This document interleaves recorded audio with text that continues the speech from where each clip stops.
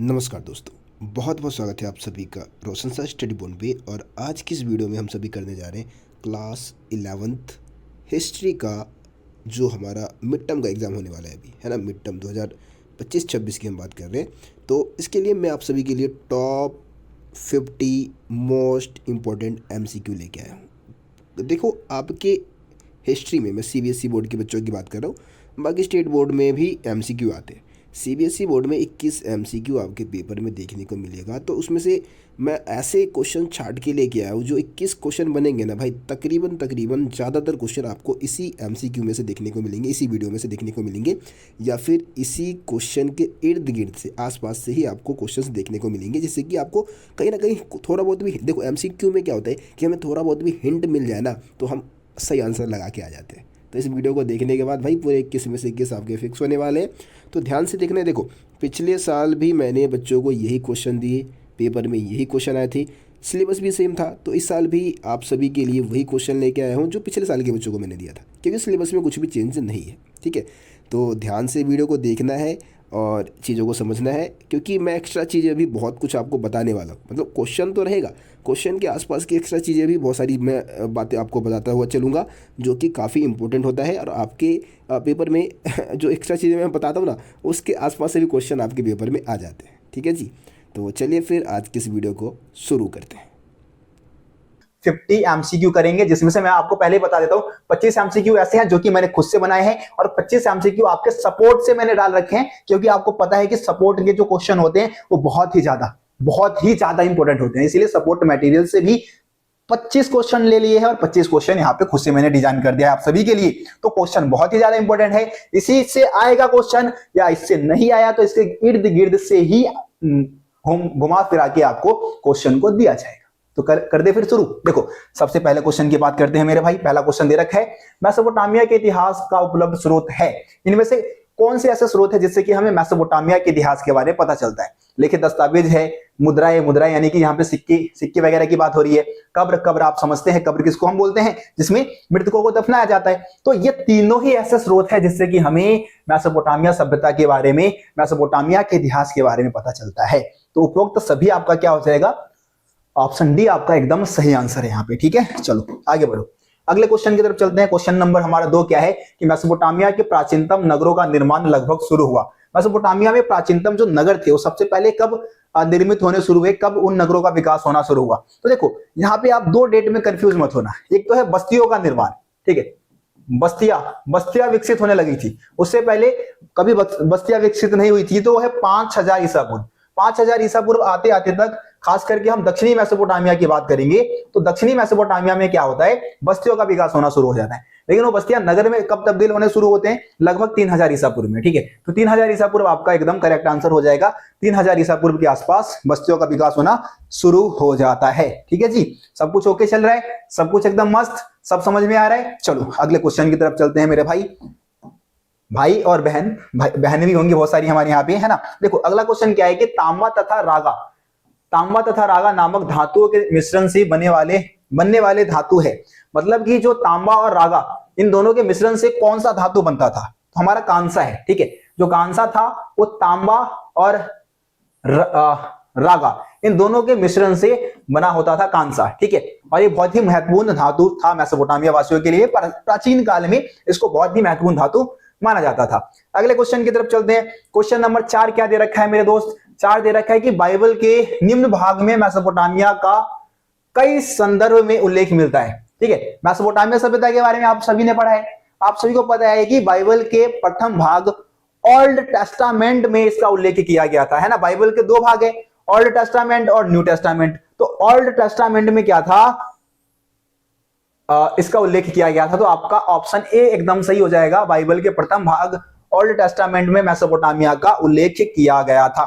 समझ में आया सबको, आसान था ये भी क्वेश्चन, ज्यादातर क्वेश्चन भाई एकदम आसान है। देखो अगला क्वेश्चन क्या है, आज मेसोपोटामिया निम्न गणराज्य या देश का हिस्सा है। आज हम मेसोपोटामिया को किस गणराज्य का हिस्सा मानते हैं, किस देश का हिस्सा मानते हैं, या किस देश के नाम से जानते हैं। ठीक है, तो सबको पता होगा, इराक के नाम से जानते हैं। ठीक है जी, इराक जो है पश्चिमी एशिया का एक देश है और यहीं पे मेसोपोटामिया की जो सभ्यता है उसका विकास देखने को हमें मिलता है। तो आपका ये ऑप्शन बी क्या हो जाएगा, एकदम सही आंसर है। चलिए जी आगे बढ़े, आगे बढ़े।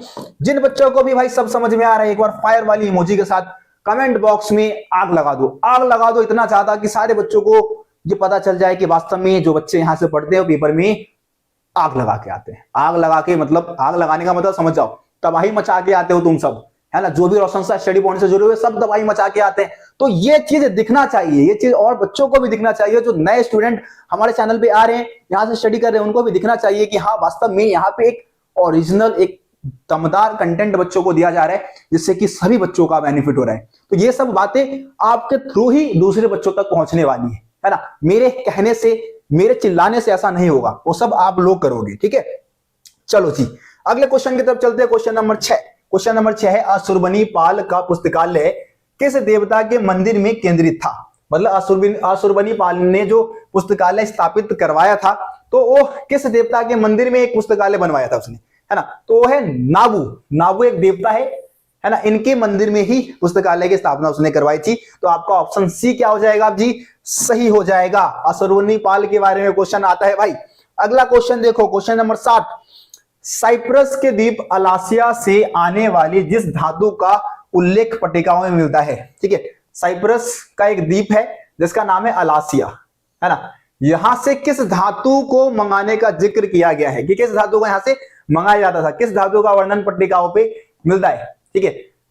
चांदी, सोना, तांबा, उपरोक्त सभी। तो आपका सही आंसर होगा तांबा, ठीक है जी। तांबा को मंगाने का जो जिक्र है वो पट्टिकाओं पे किया गया है। तो आपका ऑप्शन सी एकदम सही आंसर हो जाएगा यहाँ पे, ठीक है।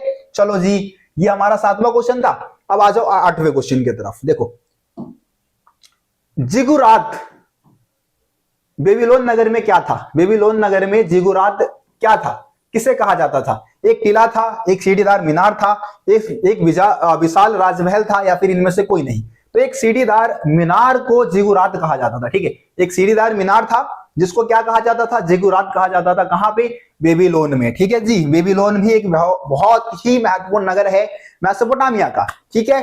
अगले क्वेश्चन की तरफ आओ। अगला क्वेश्चन क्या है, ईसा मसीह के जन्म से लेके 630 ईस्वी के दशक तक यूरोप, उत्तरी अफ्रीका तथा मध्य पूर्व तक के 2 सशक्त राज्य थे। मतलब कि ईसा मसीह के जन्म से लेके, यानी कि 1 ईस्वी के आसपास ईसा मसीह का जन्म माना जाता है, तो 1 ईस्वी से लेके 630 ईस्वी तक जो हमारे उत्तरी अफ्रीका की बात कर लो, यूरोप की बात कर लो, है ना, मध्य पूर्व के एरियाओं की बात कर लो, तो वहां पे कौन से 2 सशक्त साम्राज्य थे जिसका विकास हुआ था, ठीक है। तो यहाँ पे हमारे जो 2 सबसे सशक्त साम्राज्य थे वो रोम और ईरान का था, ठीक है। रोम और ईरान का जो साम्राज्य था वो सबसे ज्यादा मजबूत साम्राज्य माना जाता था, ठीक है। तो हमारे एक 9वें का आंसर हो जाएगा ऑप्शन ए। आ जाओ जी अगले क्वेश्चन की तरफ चलो। क्वेश्चन नंबर 10 है, रोमन सम्राट ऑगस्टस, थोड़ा सा मिसप्रिंट हो गया है ना। ऑगस्टस कैसे लिखेंगे भैया, ठीक है, इस तरीके से ऑगस्टस लिखा जाएगा। तो रोमन सम्राट ऑगस्टस को प्रथम नागरिक कहे जाने का उद्देश्य सम्मान प्रदान करना था, है ना, सम्मान प्रदान करना था। तो प्रथम नागरिक, आपको पता है कि रोमन सम्राट ऑगस्टस को प्रथम नागरिक कहा जाता था। तो किसको सम्मान प्रकट करने के लिए ऐसा कहा जाता था, तो सीनेट को सम्मान प्रकट करने के लिए। आपको पता है कि रोमन साम्राज्य में सीनेट क्या है, अमीर लोगों का एक वर्ग था, है ना। और जब रोमन साम्राज्य क्या था, गणतंत्र था, गणतंत्र के काल में सबसे पावरफुल कौन होते थे, सीनेट ही होते थे। सीनेट के सत्ता को खत्म किया था ऑगस्टस ने, और उसके बाद उसने सम्राट को सबसे ऊपर कर दिया था, ठीक है ना। तो कहीं ना कहीं सीनेट को ही सम्मान प्रकट करने के लिए ऑगस्टस अपने आप को प्रथम नागरिक कहता था, ठीक है। तो संविधान और विधान और इन सब चीजों से कोई मतलब नहीं है, सीनेट से सीधा मतलब था। तो ऑप्शन बी आपका क्या हो जाएगा, एकदम सही आंसर हो जाएगा बच्चों। चलो जी अगले क्वेश्चन की तरफ। अगला क्वेश्चन क्या है, दिनारियस नामक सिक्के में शुद्ध चांदी होती थी। मतलब दिनारियस एक क्या था, रोमन साम्राज्य का एक सिक्का था, ठीक है। और यहां पे शुद्ध नहीं भाई, ये शुद्ध नहीं होगा, विशुद्ध होगा, ठीक है। ये शुद्ध चांदी का नहीं था, ये विशुद्ध चांदी का था भाई, ठीक है। बुक में भी, एनसीईआरटी बुक में भी विशुद्ध लिखा हुआ है, आप पढ़ना एनसीईआरटी बुक को। विशुद्ध चांदी होता था इसमें, है ना, शुद्ध चांदी नहीं था, प्योर इसमें चांदी नहीं मिला होता था। तो ये 4.5 ग्राम विशुद्ध चांदी का सिक्का होता था मेरे दोस्त, 4.5 ग्राम। एक और चीज मैं आपको बता दूं, सॉलिडस,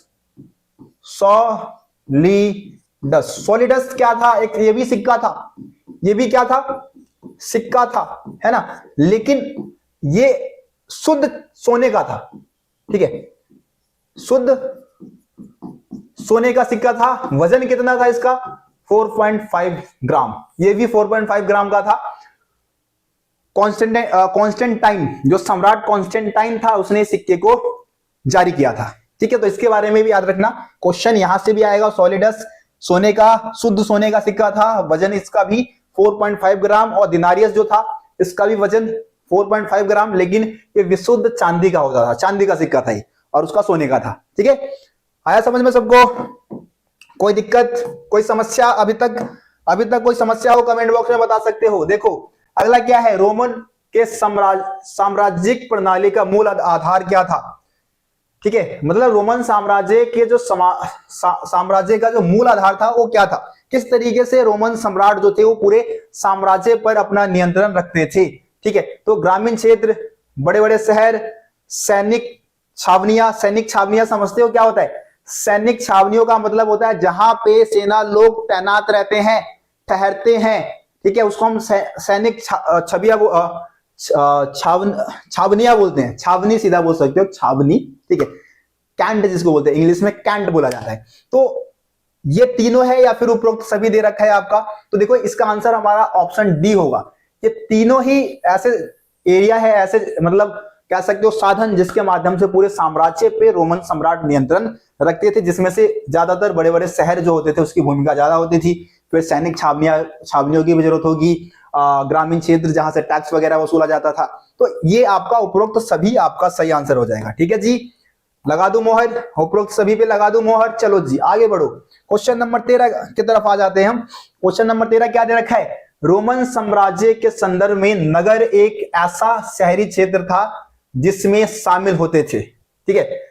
मतलब कि रोमन साम्राज्य के संदर्भ में नगर का क्या मतलब था, नगर में क्या क्या चीज आती थी, अपना ही मजिस्ट्रेट, नगर परिषद, एक निश्चित राज्य क्षेत्र, उपरोक्त सभी, ठीक है।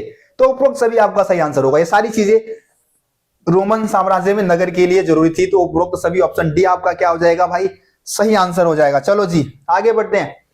दास प्रजनन का उद्देश्य था, दास प्रजनन आपको पता है ना, दास प्रजनन का मतलब क्या होता है कि दासों को प्रजनन करने के लिए कहना, ताकि दासों की संख्या आगे बढ़ सके, ताकि उनके बच्चे भी, मतलब दास और दासियों को इस बात के लिए प्रेरित करना कि वो ज्यादा से ज्यादा बच्चे करे, ताकि उनके बच्चे भी आगे दास बने, है ना। तो इसका मेन उद्देश्य क्या था, देखो क्या लिखा है, दासों की दशा को सुधारना, नहीं जी नहीं, अधिक से अधिक दास प्राप्त करना, दास प्रथा का उन्मूलन करना, उपरोक्त सभी। तो अधिक से अधिक दास प्राप्त करना, ज्यादा से ज्यादा दासों की संख्या बढ़ाई जा सके, इसीलिए तो दास प्रजनन को महत्व देते थे भाई, इसीलिए तो महत्व देते थे, है ना। तो लगा दूं मोहर कौन से ऑप्शन पे, ऑप्शन बी है हमारा सही, एकदम सही आंसर, ठीक है जी। चलो जी आगे बढ़ते हैं, अगले क्वेश्चन की तरफ चलते हैं। अगला क्वेश्चन नंबर 15 देखो क्या है, रोम के लोग अपने श्रमिकों पर नियंत्रण रखने के लिए निम्न ढंग अपनाते थे। मतलब कि जो श्रमिक होते थे, श्रमिक यानी कि जिनको हम दास भी कह देते हैं, उन पर नियंत्रण रखने के लिए रोमन साम्राज्य के लोग क्या क्या हथकंडे अपनाते थे, किस तरीके से नियंत्रण रखा करते थे, उसके बारे में आपको बताना है। तो उन्हें दागा जाता था, बिल्कुल सही बात है भाई, उनके शरीर पे मोहर लगा दिया जाता था, लोहे को या किसी निशान को, गर्म लोहे का कोई निशान है उसको गर्म करके, जैसे आजकल आप देखते नहीं हो गायों के ऊपर, जो गाय है उसके ऊपर लगा दिया जाता है मोहर, उसी तरीके से दासों के शरीर के ऊपर दाग कर मोहर बना देते थे, है ना। उन्हें जंजीरों में रखा जाता था, जंजीरों में बांध कर रखा जाता था भाई इनको, ठीक है। इसके अलावा देखो उनके साथ ऋण संविदा के रूप में करार किया जाता था, मतलब कि उनसे कुछ ऐसे ऋण पत्रों पर हस्ताक्षर करवा लिया जाता था, ताकि सरकार को, गवर्नमेंट को ये दिखा सके कि ये हमारे ऋण को चुका नहीं पा रहे हैं, इसीलिए हमने इसको गुलाम बना रखा है, ठीक है। और उपरोक्त सभी, तो ये तीनों ही सही मतलब सही पॉइंट है आपका, जिसके माध्यम से रोमन साम्राज्य में श्रमिकों पर नियंत्रण रखा जाता था। तो उपरोक्त सभी आपका क्या हो जाएगा, सही आंसर हो जाएगा। चलो जी अगले क्वेश्चन की तरफ आओ। अगला क्वेश्चन क्या है, 642 ई तक पूर्वी रोमन तथा सासानी दोनों राज्यों के बड़े बड़े भाग निम्न जाति के अधिकार में आ गए, ठीक है जी। मतलब कि जो रोमन साम्राज्य है और ससानी साम्राज्य है, इनके राज्यों पर किसका नियंत्रण हो गया 642 तक? मंगोलों का। तो मंगोलों का तो भाई समय उद्भव भी नहीं हुआ था। अरबों का, यहूदियों का, इनमें से कोई नहीं। तो अरबों का, है ना, जो अरब साम्राज्य है उसका विस्तार यूरोप में और पूरे एशिया में होने लगा था।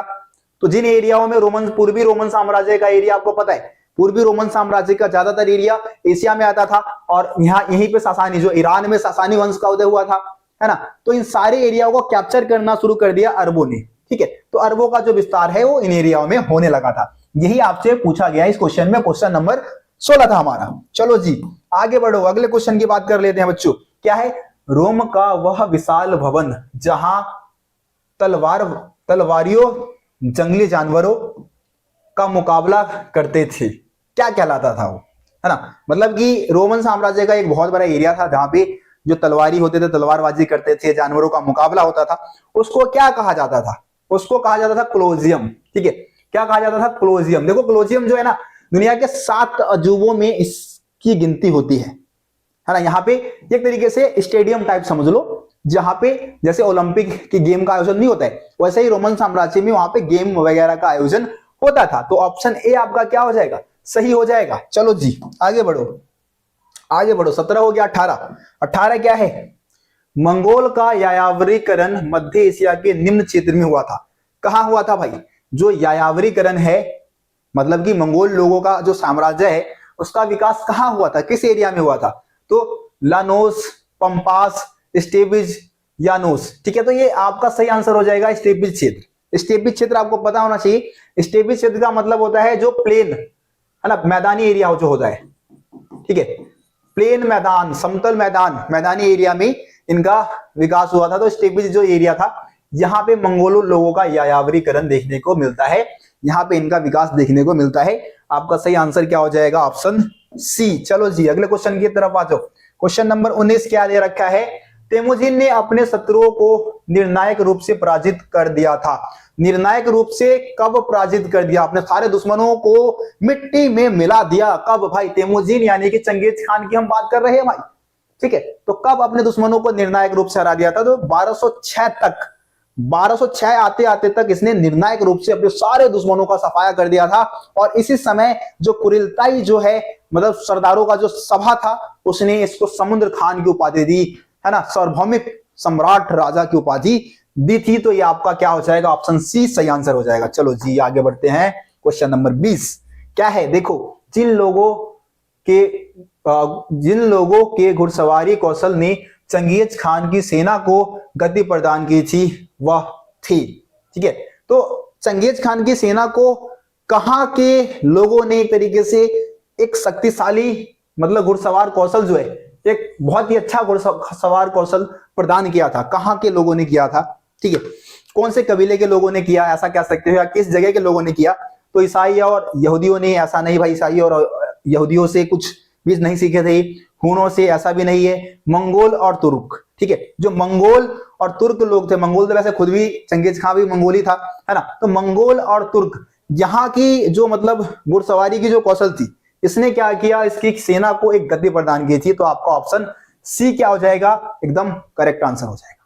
ठीक है, सबको आया समझ में? चलो जी आगे आ जाओ। एक बार फिर से अगर आप लोगों को बिल्कुल सब कुछ समझ में आ रहा है तो फायर वाली इमोजी के साथ लिख देना यस भैया, यस रोशन भैया, सब समझ में आ रहा है। अभी तक जो भी आपने बताया सब आ गया समझ में, मजा आ रहा है, एकदम मजा आ रहा है, एकदम मस्त मजा आ रहा है।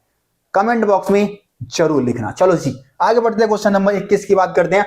चंगेज खान ने निम्न संबोधन द्वारा अनेक ऐसे व्यक्तियों को सार्वजनिक रूप से सम्मान किया। मतलब वो क्या कहकर कुछ लोगों को सम्मान की नजर से देखता था या सम्मानित करता था? क्या कहता था? उलूस कहता था, तामा कहता था, आंडा कहता था, कुर्तिल कहता था, क्या कहता था? तो सही आंसर हो जाएगा आंडा। आंडा का मतलब होता है एकदम सगा भाई। ठीक है, सगा भाई, है ना। आंडा का मतलब क्या होता है? सगा भाई। तो बहुत सारे ऐसे सैनिक अधिकारी होते थे या सिपाही भी होते थे, उनको भी आंडा कह देता था, यानी कि सगा भाई जैसा। ठीक है, अपनापन अपनेपन की भावना दिखाने के लिए आंडा कहता था, आंडा। ठीक है जी, चलो अगले क्वेश्चन की तरफ। सामंतवाद शब्द निम्न जर्मन शब्द से बना है। तो सामंतवाद जो शब्द है वो किस जर्मनी के किस शब्द से बना है? तो फ्यूड से बना है। ठीक है जी, और फ्यूड का मतलब क्या होता है? जमीन का एक टुकड़ा। क्या मतलब होता है? जमीन का एक टुकड़ा। तो ये फ्यूड नामक शब्द से बना है सामंतवाद, जो कि जर्मनी भाषा का शब्द है। समझ में आया सबको? आगे बढ़ो। देखो 23वें क्वेश्चन की बात करते हैं। सामंतवाद के अंतर्गत अभिजात वर्ग यानी कि लॉर्ड जिसको हम बोलते हैं, अभिजात वर्ग को हम क्या बोलते हैं? लॉर्ड का घर क्या कहलाता था भाई? अभिजात वर्ग के घर को हम क्या कहते थे? तो मेनर कहा जाता था। मेनर, मेनर यानी कि जहां पे लॉर्ड रहते थे, अभिजात वर्ग रहते थे। ठीक है, आया सबको समझ में? चलो आगे बढ़ते हैं 24वें क्वेश्चन की तरफ। क्या है? नाइट को अपनी सेवाओं के बदले लॉर्ड से मिलती थी। तो नाइट को, जो नाइट वर्ग है, आपको पता है नाइट यानी कि घुड़सवार वर्ग था एक, है ना, जिसको 9वीं सदी के आसपास डेवलप किया गया था। तो अपनी सेवा के बदले उनको क्या मिलता था? फीफ मिलता था, मेनर मिलता था, तीत मिलता था, या फिर उपरोक्त सभी। तो उनको मिलता था फीफ। ठीक है, फीफ एक ऐसी भूमि जो कि लॉर्ड देता था। लॉर्ड किसको देता था भैया? लॉर्ड देता था नाइट वर्ग को। जिस तरीके से मेनर पे पूरी तरीके से लॉर्ड का अधिकार होता था, उसी तरीके से फीफ वाली भूमि पे नाइट वर्ग का अधिकार होता था, और सारी सुख सुविधाएं इनको फीफ वाली भूमि पे उपलब्ध होती थी। सबको आया समझ में? चलो जी आगे बढ़ते हैं अगले क्वेश्चन की तरफ। क्वेश्चन नंबर 24 हो गया है, 25 की हम बात करेंगे। क्या है? कृषि दास अथवा बंधक किसान कहलाते थे। जो कृषि दास या फिर बंधक किसानों को यूरोप में क्या कहा जाता था? यूरोप में इनको कहा जाता था सर्फ। ठीक है, कृषि दास को क्या कहा जाता था? सर्फ कहा जाता था। तो आपका ऑप्शन सी यहां पे क्या हो जाएगा? सही हो जाएगा। सर्फ यानी कि वो कपड़े धोने वाले सर्फ की हम बात नहीं कर रहे हैं, कृषि दास के लिए इस शब्द का इस्तेमाल किया जाता था। ठीक है, तो ये 25 क्वेश्चन है जिसको मैंने बनाए हैं। बाकी अब सपोर्ट से मैं 25 क्वेश्चन आपको बताने वाला हूं, यानी कि टोटल हमारे 50 MCQ इस वीडियो में कंप्लीट हो जाएंगे। ठीक है जी, चलो आ जाओ एक एक करके ये सारे क्वेश्चन हम करेंगे। उम्मीद करता हूं स्क्रीन पे आप सभी को सब कुछ एकदम ओके दिख रहा होगा। बिल्कुल सब ओके है, सब कुछ ओके ओके ओके है ना जी।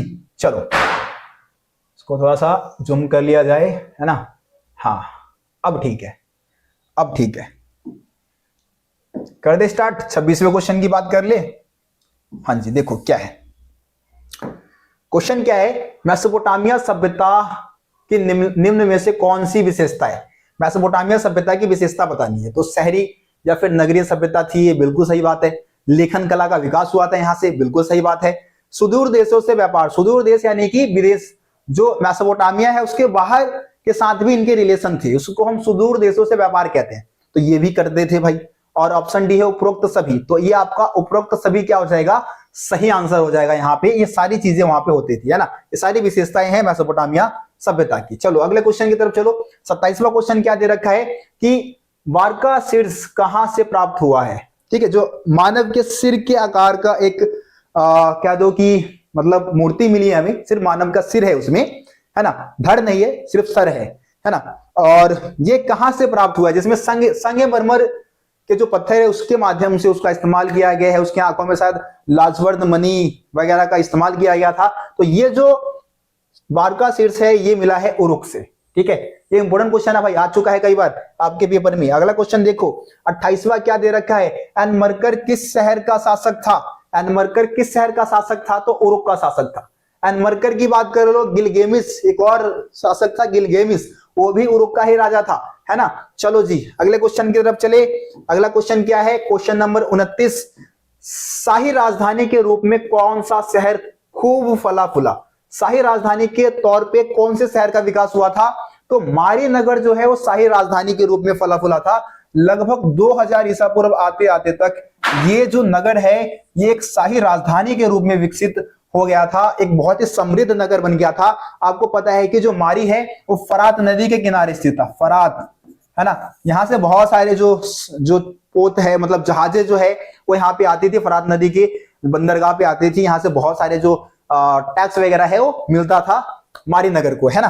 अगला क्वेश्चन देखो, गिलगेमिस कहाँ का शासक था? फिर से आ गया ना भाई। तो गिलगेमिस भी भैया, हमारे गिलगेमिस भाई साहब कहाँ के राजा थे? उरुक नगर के राजा थे। ठीक है जी, उरुक नगर के राजा थे। आगे आ जाओ, आगे आ जाओ। अगला क्वेश्चन देखो, अगला क्वेश्चन क्या है हमारा?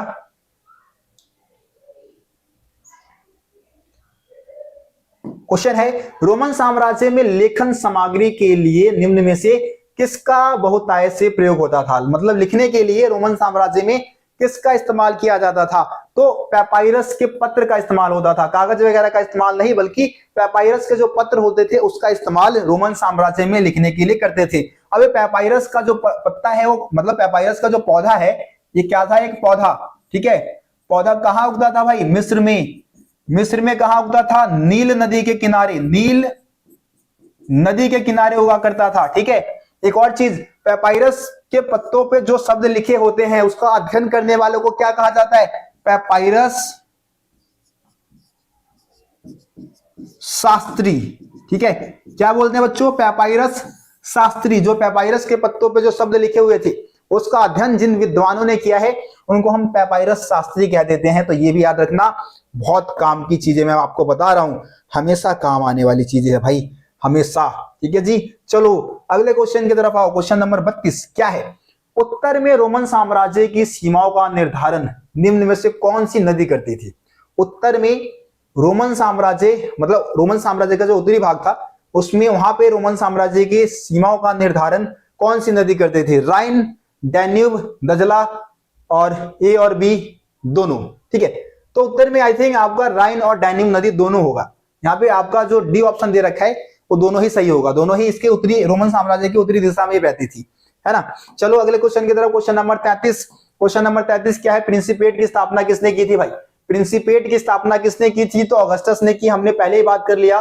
ऑगस्टस ने क्या किया? 27 ईसा पूर्व में, 27 ईसा पूर्व में जो साम्राज्य स्थापित किया या फिर जो राज्य स्थापित किया उसको हम क्या बोलते हैं? प्रिंसिपेट बोलते हैं। तो आपका ऑगस्टस ऑप्शन सी एकदम करेक्ट आंसर हो जाएगा। चलो जी अगले क्वेश्चन की तरफ चलते हैं। क्वेश्चन नंबर है हमारा 34। शांति काल के रूप में, शांति काल के रूप में किस शासक का काल याद किया जाता है ना? कौन से इसमें से राजा है जिसका शासनकाल शांति के लिए प्रसिद्ध था? शांति, वैसे तो जस्टिनियस का भी था, लेकिन क्योंकि ऑगस्टस भी ऊपर दे रखा है तो हम ऑगस्टस के साथ जाना चाहेंगे, क्योंकि ऑगस्टस का जो शासनकाल था शांति समृद्धि इनके लिए याद किया जाता है। तो आपका ऑप्शन ए रहेगा सही, ऑगस्टस। ठीक है जी, था आसान क्वेश्चन। चलो अगले क्वेश्चन की तरफ चलते हैं। Question number 35। रोमन साम्राज्य में अर्थव्यवस्था के लिए मुख्य व्यापारिक मदे क्या थी? व्यापारिक मदे, रोमन साम्राज्य में ऐसी कौन सी चीजें जिनका व्यापार होता था, व्यापार के लिए इस्तेमाल में लाया जाता था? ठीक है जी, तो क्या है? गेहूं है, अंगूरी शराब है, जैतून का तेल है, फिर ऑप्शन डी दे रखा होगा उपरोक्त सभी। तो आपका सही आंसर क्या हो जाएगा बच्चों? उपरोक्त सभी। ठीक है, तो ये आपका यहां पे एकदम सही आंसर था। चलो अगले क्वेश्चन की तरफ चलते हैं। क्वेश्चन क्या है हमारा? क्वेश्चन है रोमन साम्राज्य, ऊपर कर देते हैं एक बार पहले हम इसको। रोमन साम्राज्य एक आधुनिक समाज था, इसके क्या कारण थे? मतलब किन कारणों से हम रोमन साम्राज्य को एक आधुनिक साम्राज्य या आधुनिक समाज कह सकते हैं? रोमन साम्राज्य का जो समाज था उसको हम आधुनिक, बिल्कुल मॉडर्न कैसे कह सकते हैं, है ना? ये पूछा गया आपके इस क्वेश्चन में। तो ऑप्शन क्या क्या दे रखा है? रोमन समाज में एकल परिवार व्यापक था, मतलब एकल परिवार का प्रचलन था। तो ये बात बिल्कुल सही है भाई, इस वजह से भी इसको हम आधुनिक समाज कह सकते हैं। महिलाओं को कानूनी अधिकार था। आपको पता होगा कि रोमन साम्राज्य में माता पिता के मरने के बाद संपत्ति पर पूरा अधिकार महिलाओं का हो जाता था। अब जो गर्ल्स हमारी वीडियो को देख रही है भाई, वो तो सोच रही होगी कि काश मैं भी रोमन साम्राज्य में ही पैदा हो गई होती, तो सारी मतलब मम्मी पापा के सारे संपत्ति पे तो भाई हमारा ही अधिकार हो गया होता, है ना? भाई भाई से कोई मतलब ही नहीं होता। ठीक है, तो ये चीज यहाँ पे देखने को मिल रहा था। दासों को पूंजी निवेश समझा जाता था, है ना? तो ये दासों को पूंजी निवेश का दर्जा, पूंजी निवेश, हाँ पूंजी निवेश समझा जाता था, लेकिन इसको हम आधुनिक दर्शाने वाले पॉइंट में नहीं देखेंगे भाई। आधुनिक, इसको अब दासों के साथ इतना क्रूर व्यवहार होता था, उनको खरीद रहे हो, उनको बेच रहे हो, तो ये आधुनिक समाज जैसी विशेषता थोड़ी नहीं है। मैं सिर्फ पहला और दूसरा कहना चाहूंगा, पहला और दूसरा ठीक है। ठीक है, तो इस हिसाब से आप देख लो, ऑप्शन ए आपका बिल्कुल ठीक रहेगा, पहला और दूसरा, है ना? पहला और दूसरा ये आपका बिल्कुल सही है। ठीक है, आगे आ जाओ, आगे आ जाओ। क्या है? क्वेश्चन नंबर है 37, मंगोलों का प्रमुख व्यवसाय क्या था? मंगोलों का प्रमुख व्यवसाय क्या था भाई? मंगोल लोग क्या काम करते थे? कृषि करते थे, ज्योतिषी करते थे, मतलब कि ज्योतिषी मतलब समझ जाओ, भविष्यवाणी वगैरह करते थे, पशुपालन पालन एवं शिकारी संग्रहक थे, या फिर शिल्पकारी का काम करते थे। शिल्पकारी का मतलब होता है हाथों से चीजों को बनाना, है ना, जो भी चीजें हाथों से बनाई जाती है वो शिल्पकारी के काम में आ जाते हैं। तो आपको बताना है कि मंगोल साम्राज्य के लोग क्या करते थे। तो ऑप्शन जो आपका सी दे रखा है, वैसे सी हो जाएगा हमारे तीसरे नंबर पे, तो सी है, ये बी होगा। तो सी जो दे रखा है पशुपालन एवं शिकारी संग्रहक थे, मतलब पशु पालते थे और शिकार वगैरह करके अपना जीवन यापन करते थे। ठीक है, तो ये आपका ऑप्शन हो जाएगा सी यहाँ पे एकदम करेक्ट। चलो जी आगे आ जाओ और 30वें क्वेश्चन की बात कर लेते हैं। तो बर्बर एक यूनानी भाषा का शब्द है जिसका अर्थ है, यहाँ पे आपको बताना है कि बर्बर शब्द का मतलब क्या होता है। देखो, हिंसक, गैर यूनानी, शक्तिशाली या फिर शिकारी। देखो आप सभी को पता है कि बर्बर शब्द जो है उन लोगों के लिए यूनानी लोग इस्तेमाल करते थे जो कि एक तरीके से हिंसक हो। ठीक है, हिंसक तो थे, होते ही थे, मार काटने में विश्वास करते थे। लेकिन आपका यहाँ पे गैर यूनानी जो आंसर होगा वो सही हो जाएगा। गैर यूनानी लोगों जो यूनानी नहीं जानते थे, यूनानी भाषा को नहीं बोलते थे, उनके लिए कहीं ना कहीं बर्बर शब्द का इस्तेमाल होता था। तो गैर यूनानी आपका बिल्कुल सही आंसर हो जाएगा। ठीक है, गैर यूनानी। आगे आ जाओ, अगले क्वेश्चन की तरफ चलो। क्या है? चीन की महान दीवार का निर्माण क्यों करवाया गया था? बहुत ही हलवा क्वेश्चन भाई, बहुत ही हलवा क्वेश्चन। और इस क्वेश्चन का आंसर इतना आसान है, इतना आसान है कि मैं तो बताऊंगा ही नहीं तुम लोगों को। इस क्वेश्चन का आंसर हर एक बच्चे को कमेंट में बताना है। ठीक है, अभी तक पहला क्वेश्चन है जो कि मैं आप लोगों से कमेंट में पूछ रहा हूं। अभी 12th वालों ने भाई एग्जाम, 12th वालों का एग्जाम हुआ, उनसे तो बहुत सारे भर भर के मैं कमेंट में मांगता था और सारे बच्चे आंसर बताते थे, है ना। तो आप लोग भी बताना शुरू करो, कमेंट में इस क्वेश्चन का आंसर आप लोगों को देना है। ठीक है, और आपके जो भी फ्रेंड्स है जो कि 12th में पढ़ रहे हैं और रोशन साई स्टडी पॉइंट से स्टडी कर रहे हैं, उनसे पूछ लेना। आज ही हिस्ट्री का एग्जाम हुआ है उनका, एकदम भाई क्या ढा के आए हैं वो लोग। ठीक है, पूछ लेना एक बार आप अपने दोस्तों से कि कैसा गया उनका एग्जाम। ठीक है, इस क्वेश्चन का आंसर भाई देखो 4 ऑप्शन यहाँ पे दे रखा है। मैं चाहूंगा कि आप सभी इस क्वेश्चन का आंसर मेरे को कमेंट में दो। चलो जी अगले क्वेश्चन की बात कर लेते हैं। अगला क्वेश्चन क्या है? चंगेज खान ने 4 पुत्रों के अधीन उसकी नई सैनिक टुकड़ियों को क्या कहा जाता था? चंगेज खान ने क्या किया? अपने मरने के पहले पहले चारों पुत्रों में सैनिक टुकड़ियों को बांट दिया। उस सैनिक टुकड़ी को क्या कहा जाता था? नोयान कहा जाता था, यारा कहा जाता था, हरकारा पद्धति कहा जाता था, या कुबकुर कहा जाता था? ठीक है, देखो यहाँ पे आपका नोयान जो होगा वो सही आंसर होगा। इसको क्या कहा जाता था? इस नई सैनिक टुकड़ियों को क्या कहा जाता था? नोयान। ठीक है, ऑप्शन ए एकदम करेक्ट आंसर हो जाएगा आप लोगों का। चलो जी अगले क्वेश्चन की तरफ। 41वां, मंगोलिया में चंगेज खान को किस रूप में मान्यता प्राप्त है? तो मंगोलिया में क्या मानते हैं इसको? दार्शनिक के रूप में है। तेरी दार्शनिक कहां से दार्शनिक था भाई ये? यायावर सम्राट के रूप में, थोड़ा सा सही है लेकिन पूरा परफेक्ट नहीं कह सकते, लेकिन सम्राट था भाई। यायावर लोगों का सम्राट था, लेकिन आप सम्राट थोड़ी नहीं बोलेंगे उसको, है ना। बर्बर शासक के रूप में नहीं भाई नहीं, वो तो हीरो था। मंगोलिया के लोगों के लिए चंगेज खान हीरो था, महान राष्ट्र नायक के रूप में। तो महान राष्ट्र नायक के रूप में चंगेज खान को आज याद किया जाता है पूरे मंगोलिया में। मंगोलिया के लोगों के लिए हीरो से भी बढ़कर है ये, है ना। तो ऑप्शन आपका डी एकदम सही आंसर हो जाएगा। चलो जी आगे बढ़ते हैं। चंगेज आन का देखो मिस प्रिंट हो गया है मेरे बाबू, मेरे सोना, देखो मिस प्रिंट हो गया, चंगेज खान होगा, खान कर लेना इसको आप लोग, है ना भाई। देखो इंसान जो है वो गलतियों का पुतला है। गलतियां हमसे भी होती है, आप स्टूडेंट से भी होती है। हम इंसान हैं इसीलिए गलतियां करते ही करते हैं। माइक वाइक कुछ बंद तो नहीं हुआ ना भाई? फोन एकदम सही चल रहा है ना? टकाटक, एकदम टकाटक। चलो जी आगे बढ़ जाते हैं, सब कुछ एकदम टकाटक चल रहा है। आगे देखो, चंगेज खान का आरंभिक नाम क्या था? है ये भी क्वेश्चन मैं बताऊंगा कि आप लोगों को नहीं, अगर मेरे को बताने की जरूरत है ना भाई, फिर मैं कहूंगा कि भाई मेरे को ना पढ़ाना छोड़ देना चाहिए, है ना। इस क्वेश्चन का आंसर तो भाई मेरे को बताने की जरूरत ही नहीं है। चंगेज खान का आरंभिक नाम क्या था? कमेंट बॉक्स में बताओ भाई, सारे बच्चे बताएंगे जितने। अगर 10,000 बच्चे इस वीडियो को देखेंगे तो मैं यही चाहूंगा कि 10,000 के 10,000 बच्चे इस क्वेश्चन का आंसर बताएं मेरे को। ठीक है, सबको बताना है, सारे बच्चे बताएंगे इस क्वेश्चन का आंसर कमेंट बॉक्स में। चंगेज खान का आरंभिक नाम क्या था?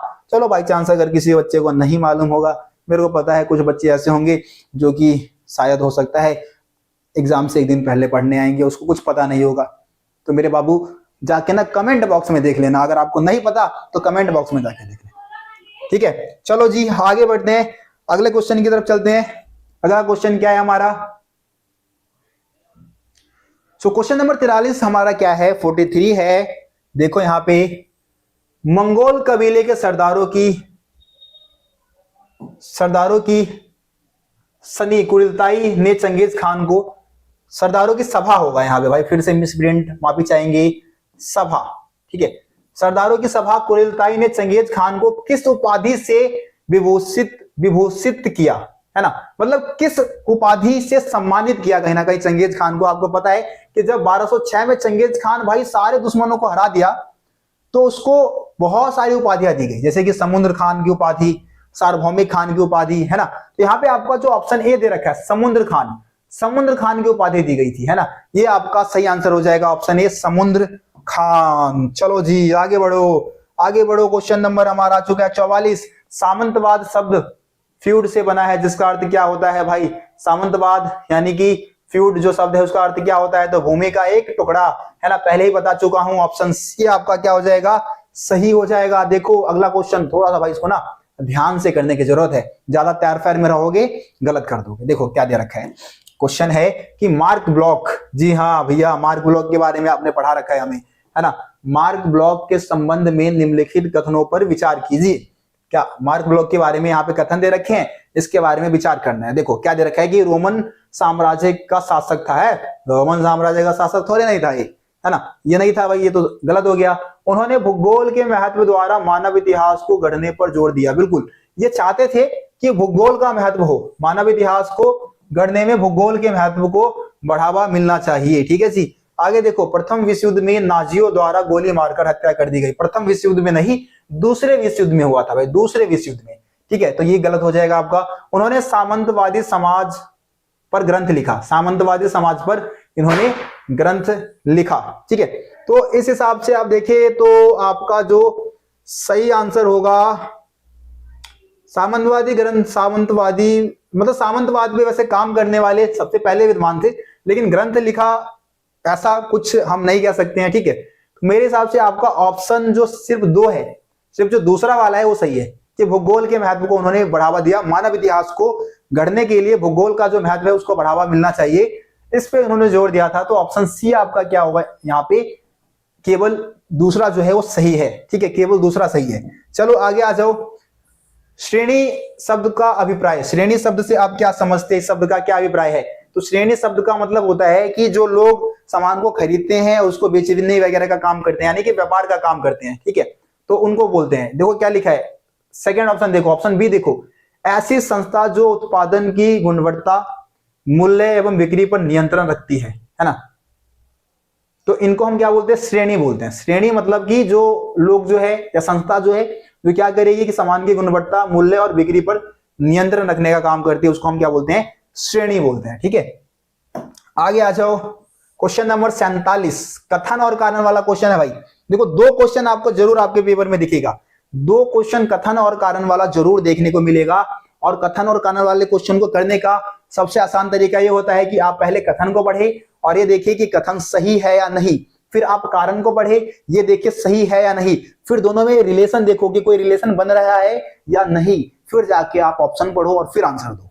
देखो मैं कैसा करता हूं। देखो कथन है मध्यकालीन यूरोप में कैथोलिक चर्च एक शक्तिशाली संस्था थी। बिल्कुल भाई, कैथोलिक चर्च जो है एक बहुत ही शक्तिशाली संस्था थी, जिसमें पोप होते थे, जो पादरी होते थे, उनका बहुत दबदबा था समाज में, है ना। आगे देखो क्या लिखा है, भिक्षुओं के समूह जिन्हें फ्रायर कहते थे, वह एक स्थान से दूसरे स्थान पर घूम घूम कर लोगों को उपदेश देते थे। अरे बिल्कुल भाई, जो फ्रायर भिक्षु होते थे ना, फ्रायर भिक्षुओं का एक अलग टाइप है ना। भिक्षु वैसे तो भाई मठों में रहते थे, लेकिन ये अलग टाइप के भिक्षु होते थे जो घुमक्कर होते थे और घूम घूम के लोगों को उपदेश देते थे। तो ये भी बिल्कुल सही है, लेकिन क्या दोनों में रिलेशन बन पा रहा है? ऊपर कैथोलिक चर्च की बात हो रही है, इधर भिक्षुओं की बात हो रही है, दोनों में रिलेशन कुछ नहीं बन पा रहा। तो हमारा कथन और कारण दोनों सही है, लेकिन कारण कथन की सही व्याख्या नहीं करती। देखो यहाँ पे ऑप्शन दे भी रखा होगा, यही 4 ऑप्शन दिया होता है, सेम 4 ऑप्शन होंगे, इसमें से आपका ऑप्शन सी जो दिख रहा है, कथन और कारण दोनों सही है, लेकिन कारण जो है वो कथन का मतलब कथन कारण का नहीं, कारण होगा। कारण जो है वो कथन का सही व्याख्या नहीं कर रही है, कारण जो है वो कथन का सही स्पष्टीकरण नहीं करती प्रतीत होती है। ये आपका सही आंसर हो जाएगा ऑप्शन सी। ठीक है, चलो अगले क्वेश्चन की तरफ। मेसोपोटामिया की प्रथम ज्ञात भाषा कौन सी थी भाई? मेसोपोटामिया की प्रथम ज्ञात भाषा सुमेरी थी। सुमेरी के बाद अक्दी, अक्दी के बाद आरामाइक, है ना।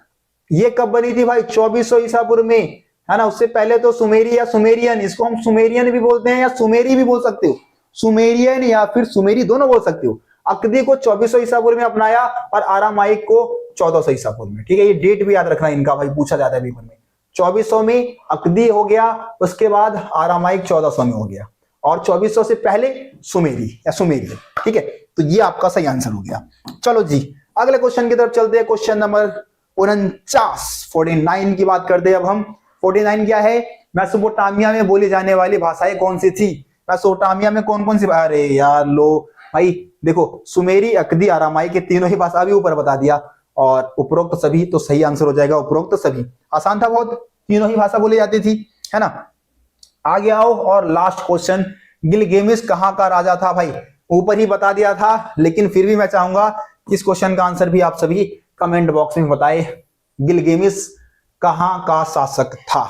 ठीक है, बहुत आसान, बहुत आसान, बहुत आसान। तो इस तरीके से ये 50 एमसीक्यू क्वेश्चन मैंने आपको करवा दिया है।